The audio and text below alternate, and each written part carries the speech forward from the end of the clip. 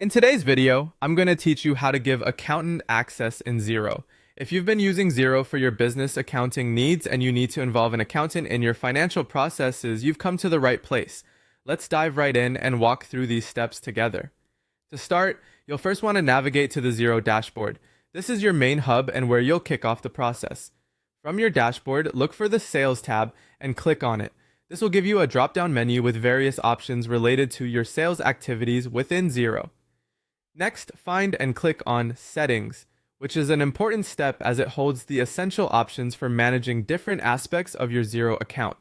Once you're in Settings, you'll notice a range of options designed to help tailor Xero to your business needs. What we're looking for here is the Users option. Go ahead and click on Users.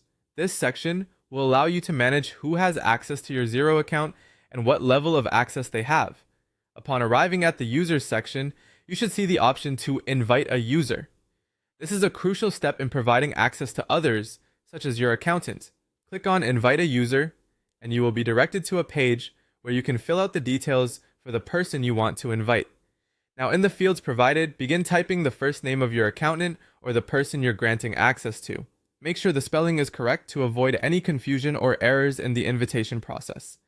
Proceed by inputting the last name in the next field, maintaining attention to detail. Following this, you'll need to type in their email address. Be sure to triple check that the email is entered correctly, as this is where the invitation will be sent. Any mistakes here might mean your accountant won't receive the invite. At this point, it's time to decide what permissions you'd like to grant your accountant. For a typical accounting role, you might want to choose options like business and accounting. These permissions will allow them to view and manage the necessary financial data.